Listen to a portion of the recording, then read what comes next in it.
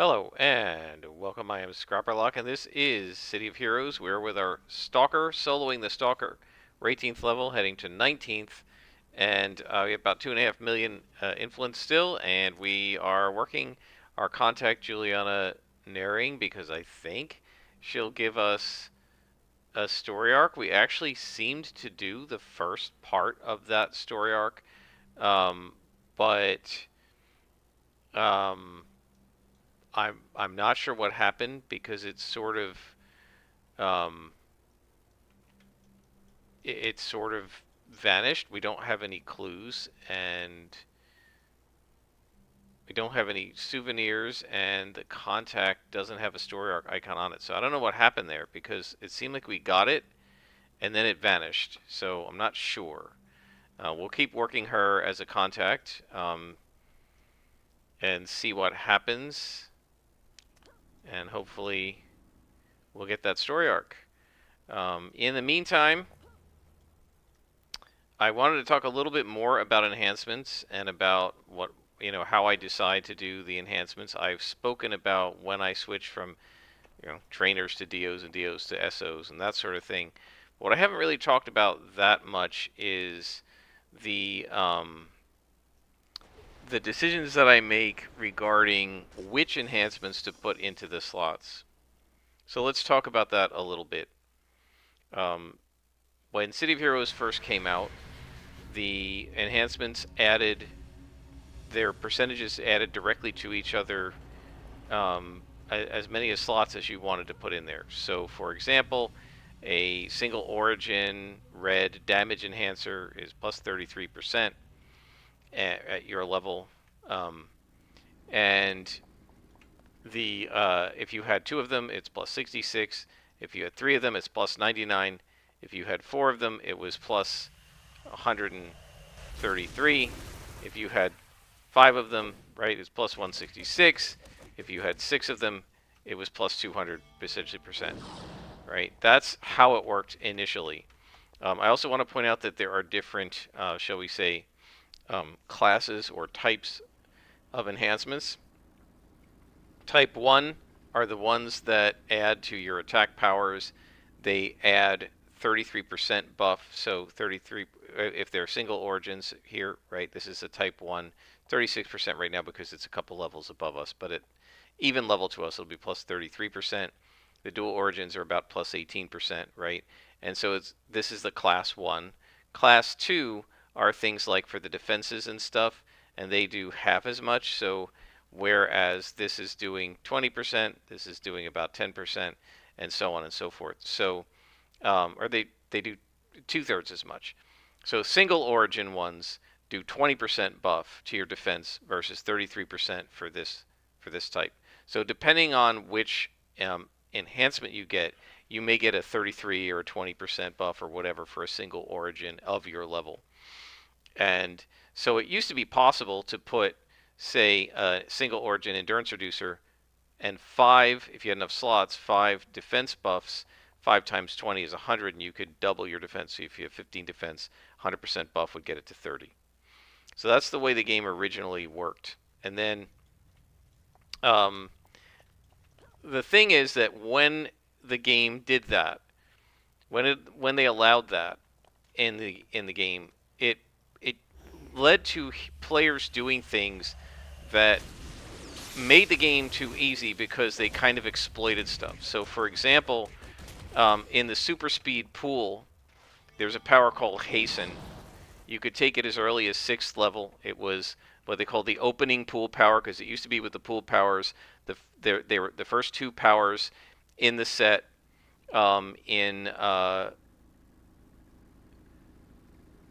I'm doing the wrong thing here. In the jumping pool, the leaping pool, combat jumping, and jump kick were the openers. You had to take one of them in order to take the third power in the list, which was your main movement power, in this case, super jump. So you take combat jumping, and that happened at 6th level, and then at 14th level you could take super jump. And so what in the speed pool for super speed, which was the movement power, the opener was either Flurry, which was a lousy punching animation that didn't do anywhere near as much damage as a regular attacking power in your primary or your secondary, so it was kind of a waste. Or Hasten.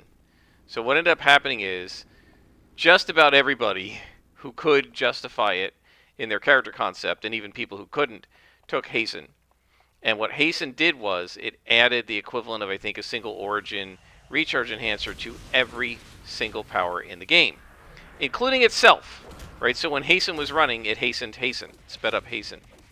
And so what people would do is they would take Hasten, they would put 6 slots on it, and they would put 6 33% single origin recharge enhancers on it, meaning it reduced the recharge time by 200%.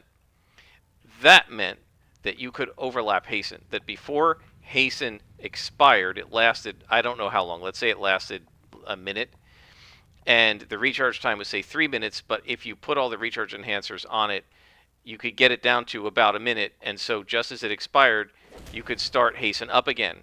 And this was called perma-haste.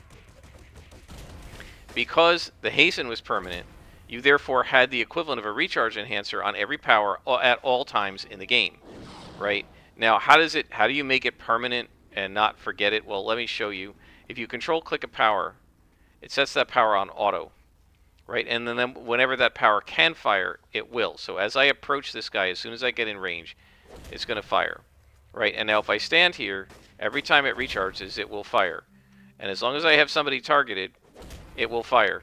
And it will keep firing with that control click. Now I'm going to turn it off, but that's how it works. So what you would do is you would control click Hasten, and then it would just re-up every single time it finished. If you want to see how this works, go into the around level 22, I think, probably level 22 for Silver Phoenix. So it'd probably be in first season. I don't know the exact episode. And I have practiced Brawler, and with 2 single origin recharge enhancers, you can make that perma. It's a click power, like Placate, but you can make it permanent. And with enough rechargers on it. And so I put enough rechargers on it, control clicked it, and then you can see Silver Phoenix doing it so it lasts 2 minutes, and the recharge gets it down to like a minute and 55. So every minute and 50 seconds or so, you see her do the animation where she like crouches back and then stands back up. And it happens just all the time. I don't have to do anything, and it's just constantly doing it.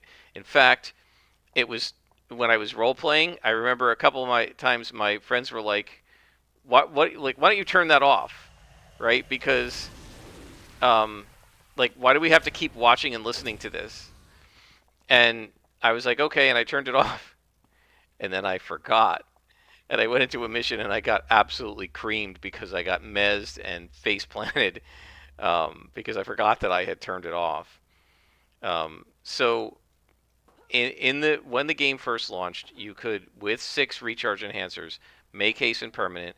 That meant you did not have to put any recharge enhancers on your individual powers to get them to recharge as fast as you needed them. So you could replace what you would have put for that slot, you could have replaced it with an extra damage. So instead of doing, say, 3 damage enhancers, you could have 4 damage enhancers. Hey, are you guys stealing my mission? I know they're not. It's just happening to go through the same door. Then, with accuracy, we have this build-up, right? And if we look at build-up takes, well, let's actually look in the enhancement screen here. Build-up by default takes,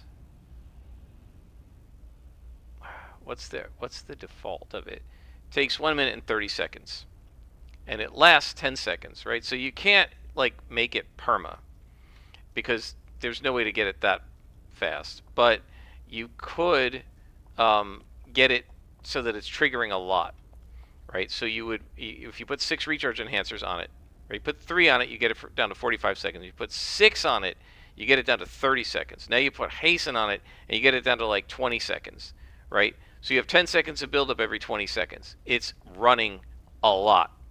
So you're doing, and it gives you a huge buff to hit, right?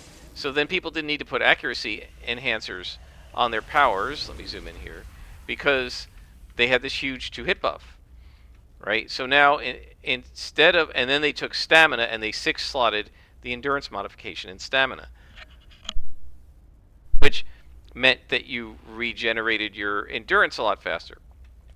And so what you had people doing was, through that 6-slotting of these of pool powers and some of the other powers, they didn't need to put accuracy, recharge, or endurance reducing enhancers on their powers, and they would just 6-slot their attacks and just 6-slot them for damage. And so they're doing plus 200% damage, right? They're doing triple damage compared to what the base power was. And this was more than the developers had expected the players to do, and it was allowing players to just cream their way through missions with almost zero risk, right? And if you know anything about statesmen love to quote his, like, what we used to call the statesman equation, or the statesman postulate, was risk equals reward, right? That you should only be rewarded the level of whatever level of risk you have. But there was no risk in doing this because you were doing so much damage so fast that the enemies just couldn't stand up to you, right? And so ultimately what the developers decided to do was make it so that the enhancements didn't add additively every time. They added additively for the first 3, and then after that there were diminishing returns. So your first single origin damage enhancer is plus 33%. Your second is plus 33% more.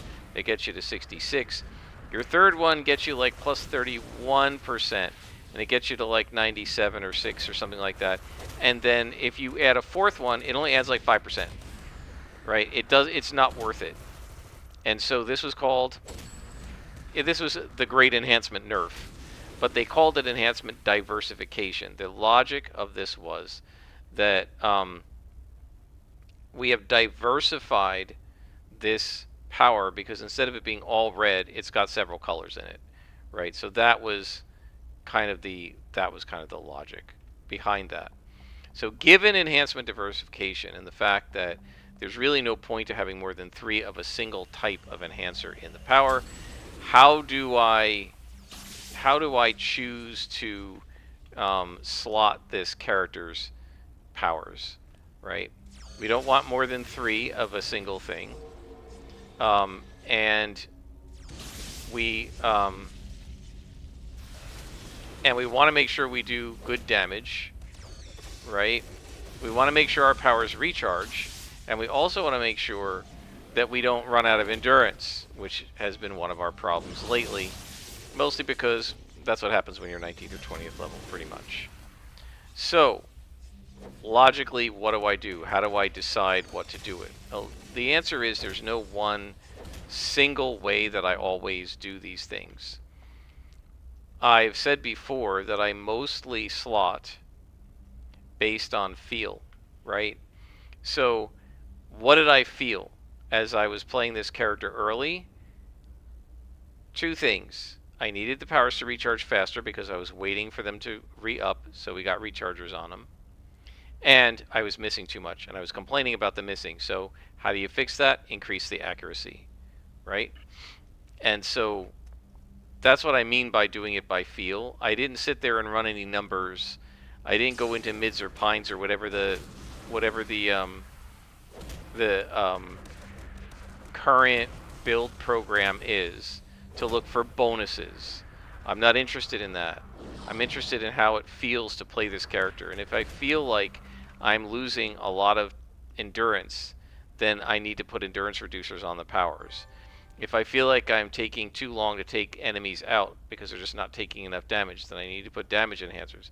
If it feels like I'm missing a lot and I'm complaining about miss streaks, well, time to put accuracy enhancers on the powers, and so on. Look at another miss. And that's even with the accuracy enhancers on it. 3 in a row, or 3 out of 4. 5, 4 out of 5, 4 to 6. Jeez. So that's kind of the logic, right? I look at how I feel the character is performing. I look at what I'm seeing as I use the character, what things are problematic to me, and then I slot based on how I observe the character performing rather than on what pines and mids would tell me. Right? Pines and mids only tells you the numbers, right? Are you gonna... But the numbers don't tell you how the character actually performs, right? It's theory. This is practice, like what's actually happening. And so I prefer to just get the sense of the character as I play, and then I make decisions about what I want to do with their enhancements based on how it feels.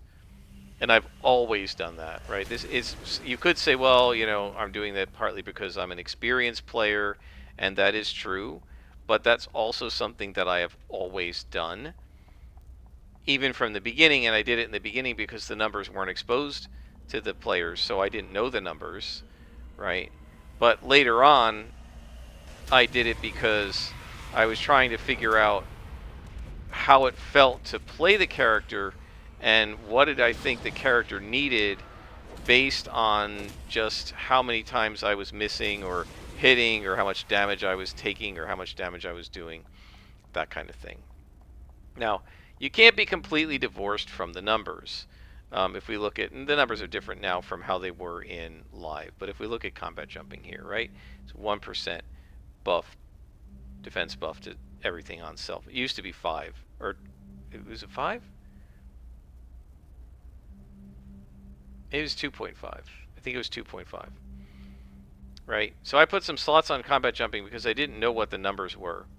And then when I found out how little it was and how the defense buffs are kind of useless because because you're only multiplying a small percentage by a very tiny number, or a very tiny number by a very small percentage.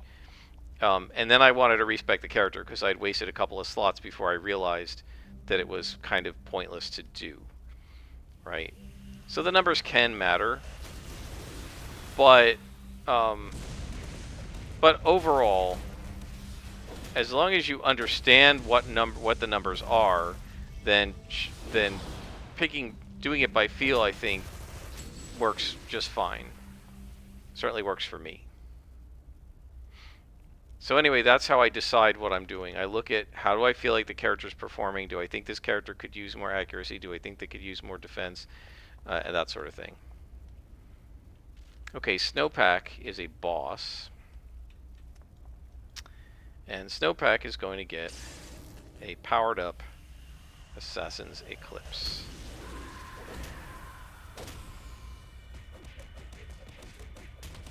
And that takes him out.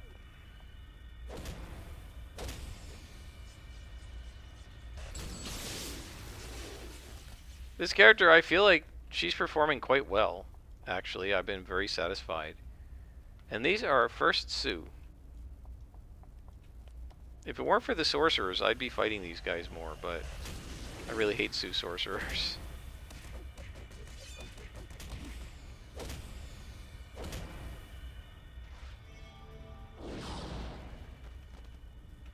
I think at later levels I don't mind them that much, but at this level you don't have enough tools to deal with them, and so they can get really annoying. I'll never forget, I think I was like 17th level or so. I was in Steel Canyon, and I was told to hunt some Sioux, and I fought a couple of the martial artists, and then I fought a couple that there was a sorcerer, and I'd never encountered a sorcerer before, and I couldn't beat him. Like, he kept teleporting away, teleporting in and healing, teleporting away, teleporting in and healing the other guy, right? And it was such a hassle. I mean, I think I eventually got him, but it was so hard because I'd never had to deal with somebody like that, and then they throw that hurricane on and you can't hit them. And I had just never really dealt with a villain like that at that point, because I mean, the game was only like 2 months old, and I just didn't know what to do. So I have like PTSD from that.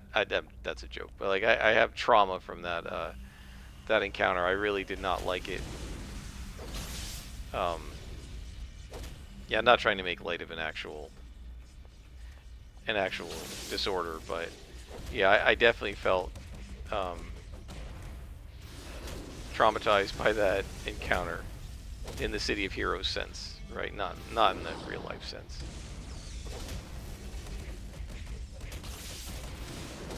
Why is it taking so long to take this guy out? And the stupid electricity just drains the heck out of your endurance, as if I didn't have enough endurance troubles already.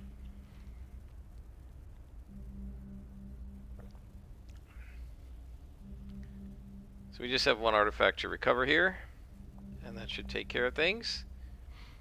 I don't know if this is going to get us on the story arc that I'm looking for or not. We got another temporary power. What is all this crap? Yeah, I don't need this stuff. Temporary powers are cool and all, but it's almost always the case that my own powers are better than the temp powers. So I'd rather just use my own powers. I have them enhanced the way I want, Okay, Juliana, what do you got? I learned that an Eidolon called Carver is still in the Tomb of Bion. Alright, let's do that. The Tome of Bion. So hopefully once we get up here, we'll get the story arc from her, but we'll see. Another timed mission.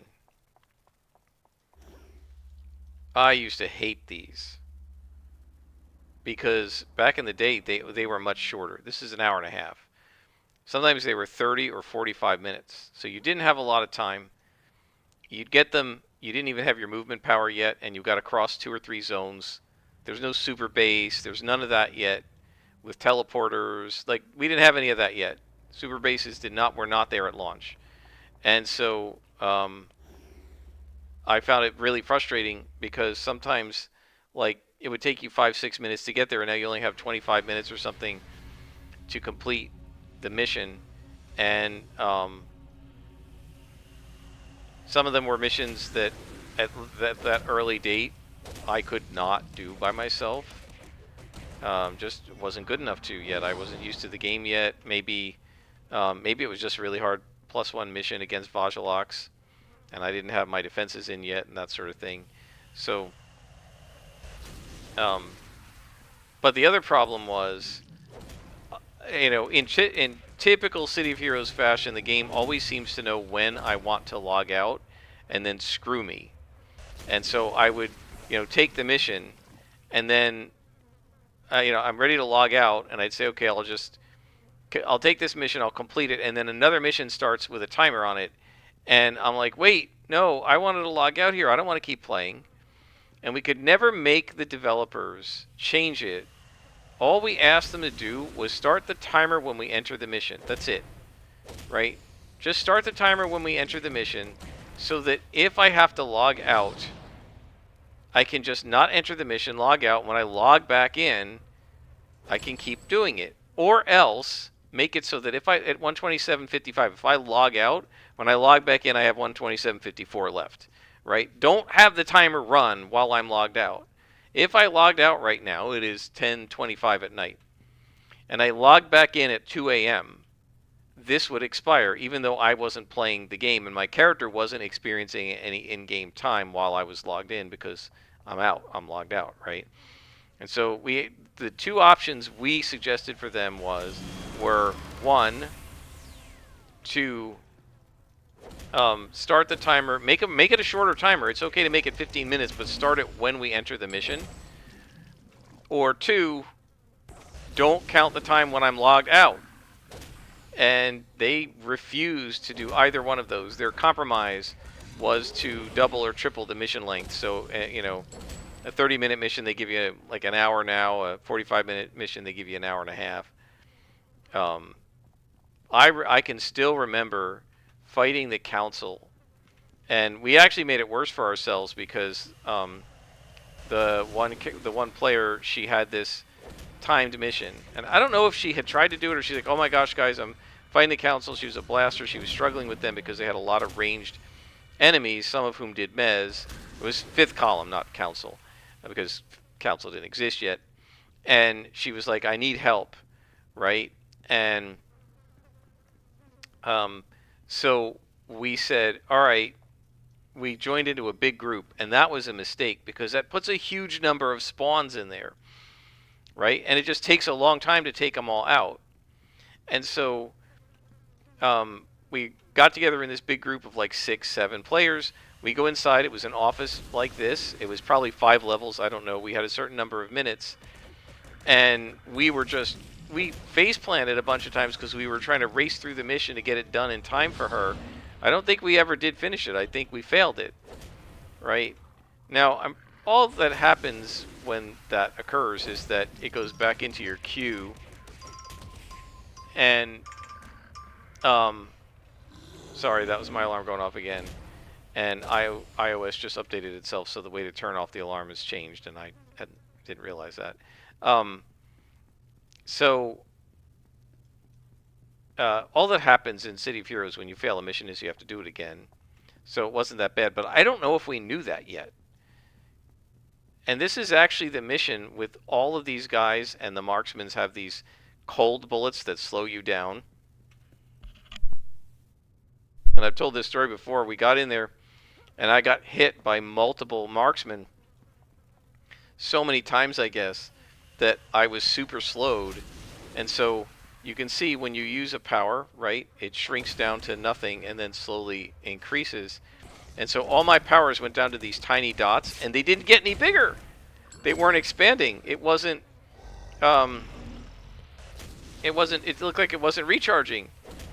And I was like, guys, I might have to log off. I think I'm bugged. And they said, what do you why? What's the matter? What's happening? And I told them my powers aren't like taking forever to recharge. And like, the one guy was like, dude, you're getting hit by cold and it's slowing you. And I was like, oh. But yeah, we tried to like sort of race through that mission in order to help her. And we probably did more harm than good because by trying to race through it, we were sloppy. And there were face plants and runs back from the hospital, and all of that stuff takes time. And I think people were making hospital runs, and as 2 or 3 people were coming back from the hospital, the rest of us were trying to go on and do the fights anyway to try and clear it, right? And that just made it worse, right? When you're in a rush and you're not being careful, that's when you make mistakes. Right? The more you try to speed through it, the less you're able to. No. He despawned on you. Too bad, Mortificator. So it's much better to just stay calm and work your way through the mission carefully and not rush. And you'll actually be faster doing that. It sort of reminds me of, gosh, years and years ago. They made a mini-series out of the John Jakes book, North and South, which was about the prelude to the Civil War. And it was about a family from the South, the Maines, with Ori Maine, played by Patrick Swayze. That was Patrick Swayze's one of his first roles ever. And it kind of made him. And then the Northern family were the Hazards. And George Hazard is played by James Reed, another actor who was made in that series. Jonathan Frakes was also in there as James Reed's brother. I don't remember his name, the character name. In that series, in that mini-series, Ori's half-brother or cousin or somebody, it was a bit younger, he was caught with somebody's sister or girlfriend or fiance or what have you, and the man challenged him to an old-fashioned duel. I think maybe at this time in South Carolina or Georgia, wherever they were living, duels might have already been banned legally, illegal, but they decided to do it anyway. And so Ori, who was a good shooter, a good pistoler, because he went to West Point, he was trained. He took the cousin out to like the docks or something, and they practiced how to shoot in a duel. And it's one of these: you stand back to back, you go so many paces, 25 paces or whatever it is, 50 paces, 30 paces, 20 paces. I don't remember how much it was there. You've got a single shot, right? Cap and ball type pistol. It's not a 6-shooter. It's, it's like a pirate musket gun. It's not there's no rifling or anything. And so what the cousin was trying to do, which is sort of the logical thing, or the obvious thing that most people do that is the wrong thing to do, as Ori explained, is do the 20 paces, and as soon as it's over, right, you have somebody counting off the paces, 1, 2, 3, you get to 20, now you can turn and fire, right? And what the logical thing, or what the instinctive thing to do, is to spin and quickly fire, right? Try to beat the other guy, because if he beats you, he's going to shoot you and kill you, right? And what Ori tried to explain to his cousin is, you're better off taking your time and aiming. And so they practiced it. And so when the duel came up, and I can still remember this, even though I haven't seen this movie since probably 1987 or something, 85, I don't know, a long time ago. When the duel came up, they did it the way he practiced it, right? And they turned, and as soon as they got to 20 paces, the other guy spun and fired really fast, and the cousin didn't fire. And so the other guy spun, fired, and got the cousin in the arm, but just grazed him. And the cousin now had a loaded gun aimed at the enemy, aimed at his enemy, and he had all the time in the world to fire. Right?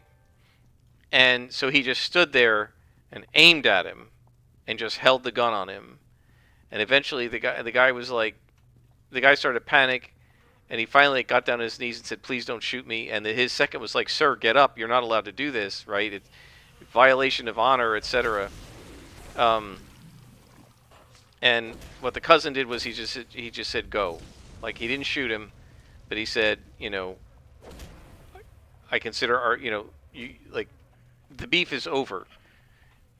You've had your duel with me, and that's it. Leave me alone now, right? And the other guy agreed to it. But the point of that scene and the training that Ori gave to the cousin, and this is what I'm saying here, is that you're better off keeping your head about you and not rushing. Rushing leads to mistakes, sloppiness, and trying to rush through something just makes it worse. It reminds me of an old saying.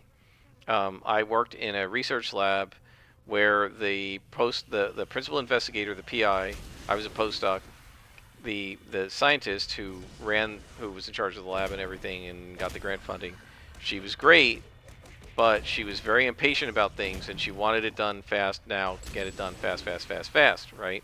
Hurry up kind of thing. And so our technician went to some bed and breakfast with her, I don't know, fiance or something. And she said, "I saw a sign that made me think of this place." And I said, "Oh yeah, what did the sign say?" Over the desk of where they checked in at the bed and breakfast. And the sign said, "Why is there never enough time to do it right, but always enough time to do it over?" And I said, "Yeah, that pretty much sounds like this lab, right? There isn't enough time to figure out how to do it right. We got to just do it quick in a rush, but then when it doesn't come out right, there's enough time to do it over again. So why didn't we just take the time to do it right in the first place?" And actually, where I work now is very similar. And I think it's the same thing, right? You're in a rush, you want to get this done, but doing stuff in a rush leads to making mistakes. And I actually used to tell my students, that too on exams, right? Most students do not stay until the end of the exam time. Right, so if I have a 75-minute period, hour and 15-minute period, and I give the students the whole 75 minutes to do a test, right, most of them are done in under an hour, right? So most of them are done way more than 15 minutes before the end of the period. If that's true, then that means they have enough time to take it easy and to work through the exam carefully, right? So what I said to them, I don't know, it was on the final exam or maybe it was the exam before the final. I said, you guys should, calm down, read the questions carefully. Because I said, I'm convinced that many of you know these answers and you're getting it wrong because you're in a rush. And I said, I don't know what the rush is, but take your time. Go through the exam carefully. Read the questions in full. Don't blast through the question, read the first half of the question, go, oh, I know what he's asking, and then quickly choose an answer. Instead, take the time, right? And it's the same thing here.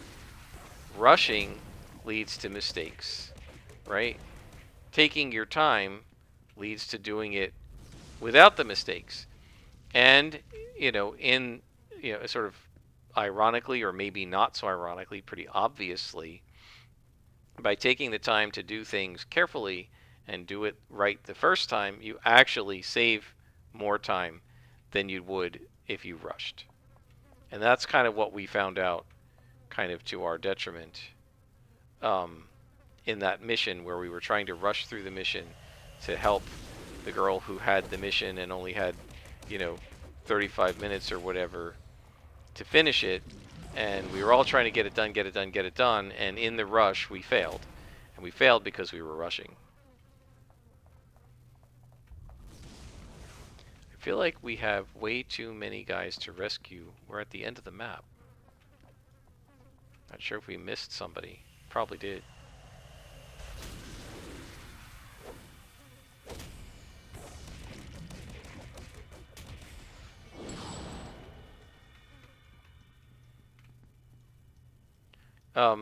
By the way, one of my nephews, oh, here's a boss.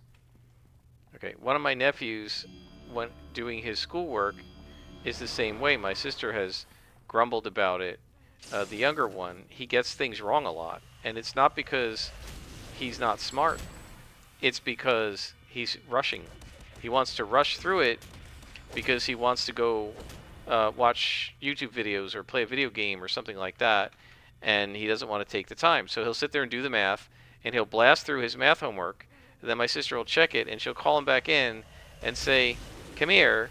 It's like, you got all these things wrong. Like, I know you know how to do fractions. You got the 3 of them wrong here, right? Because he was in a rush.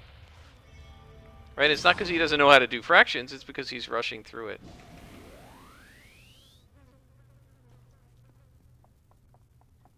So it is a good rule of thumb in general in life, and absolutely a good rule of thumb in City of Heroes, not to rush through. And by the way, now I have been rushing through this mission, right? But one of the things that sometimes happens, and you've seen it with me, is it'll get all the way to the top of a 5-story mission, right? And because I was rushing and not carefully clearing levels the way I should have been, I missed hostages, or I missed glowies, or I missed minions, and now I have to go back through every level over again, and it ends up taking longer than it would have taken if I had just cleared the mission properly in the first place. Now, I don't think I've missed a lot here, but there have definitely been missions where I have really struggled and gotten aggravated and complained about the mission. And yeah, there may be things to complain about, but some of what happened was that I was being careless, right? I was rushing through the mission and being sloppy. And when you do that, you miss hostages, you miss glowies, you miss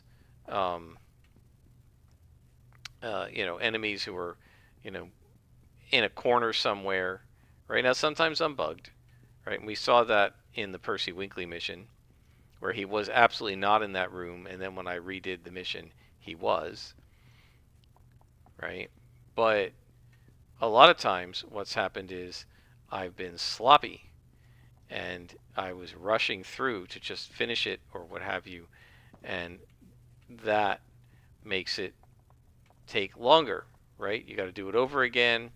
You got to reset the mission. You got to crawl through every section of the map, right? There have even been times that might happen here where I've had to say, all right, I'm going to pause it and look for this guy, and when I find him, I'll bring you back, right? And I don't think I did a lot of rushing here, I think I actually have been fairly thorough in this map, but it can lead to taking longer just because you missed something because you were in a rush. I think I checked all of these rooms, didn't I? Because this is the most common place for them to be, the hostages. In one of those little rooms. And we did go downstairs. Sometimes I miss that. But I feel like I checked all of this, didn't I? Yeah, I've checked all of these. Get out of the way, buddy. Down here? I could have sworn I checked this down here, didn't I? Yeah.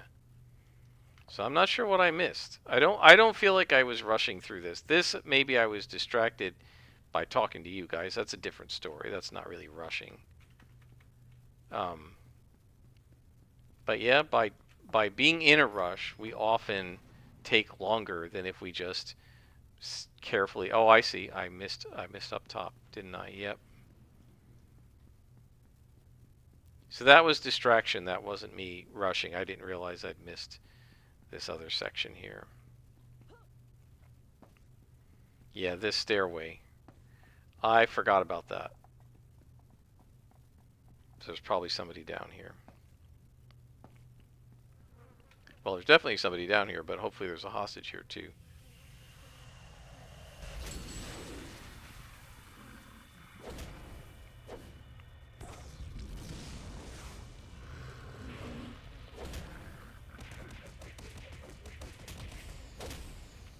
Alright. We do need to level up as well. Get a couple more slots. No hostage here either. Let's just make sure we've got the hostage. We can come back and clear these other guys. Here we go. Okay.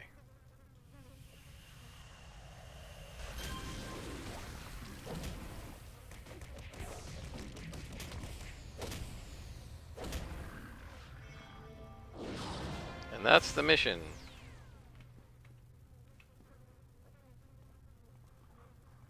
Mortificator.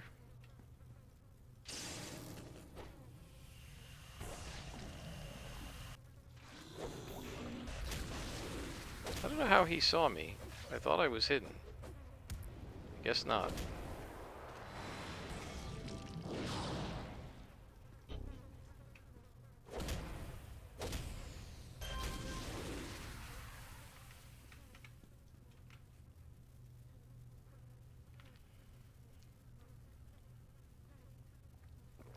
Alright, so we're going to level up. We're going to put a couple of slots on our existing powers. And then we're going to finish for the night, I think. How long has this episode been? 43, so that's long enough. 45 minutes is pretty good length. If you guys want longer or shorter episodes, well, I wouldn't say longer. I'm not going to go more than an hour most of the time. But if you guys prefer shorter episodes, let me know and I can perhaps do that instead.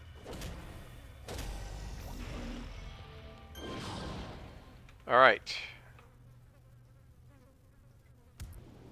We don't need those two, and let's head out. Now let's see, how far along are we on Juliana's buddy list? We're very close. And there's the Vajjalak Plague. Okay, so that's what we want to do next. We will not do that in this episode, though. Let's head over here to Blythe Square and level up.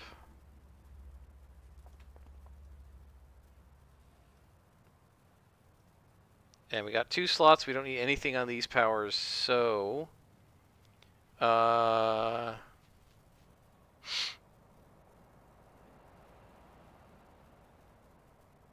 let's get a couple on Shadow Punch so that it's even with these other powers. Level 20, we will get our auto defense power. and we'll be all set. All right, now what I'm going to do, because I'm not sure what might happen, we have to defeat 15 Vajjalok. In some of these missions, the enemies that you're hunting will show up as an ambush. 3 or 4 of them as white cons will attack you. It's fine, but sometimes they like to do it when you zone, and if that's true, sometimes logging in and out triggers the zone change algorithm and you get ambushed. So I'm going to park myself by one of these drones so that in case if I log in, as I'm logging in, an ambush suddenly spawns over here and jumps me before I have a chance to like finish logging in, the drone will take care of it. Probably won't, but just in case. All right, folks, I hope you have enjoyed. We're 19th level. Next level is the last level where we'll get a power before getting SOs. Then we'll get a couple more slots. So what we're going to do is we're going to get our auto power, and probably at level 21 we will just add the 2 slots to that auto power, and that'll sort of take care of it. Ooh, we have another SO, huh? I don't feel like I need 2 SOs on Shadow Punch. So I think what I'm going to do is just that. Oh, it didn't work. Well, that's always a chance you take. These guys, fear and defense debuff, we don't need. This is resist damage, we don't need that yet. So we can sell those next time. But in any case, yeah, so what we're going to do is we're going to get kinetic dampening at level 20 because we can't run another toggle yet anyway. And we'll put 2 slots on it at 21, and then at 22 we'll get power shield. And then we'll switch everything over to SOs, and then at 24 we'll probably get Siphon Life, and then we'll go from there. So hopefully you guys have enjoyed. I'm really loving this character. This character is a lot of fun to play. I can absolutely recommend Dark Melee, Energy Aura, both Brute now and Stalker, because I love doing it. The Brute was awesome. She was really good. I mean, she was doing +3 and +4 enemies with no problem at all. And this character, right, obviously we're not doing +1s or anything yet. We'll do that after we get SOs. But this character is doing a really good job of fighting the white and yellow cons. Other than the one faceplant because I was targeting the wrong enemy, we've had like literally no problems at all. So that's it. Until next time, I am Scrapperlock, and this has been City of Heroes, soloing the Stalker.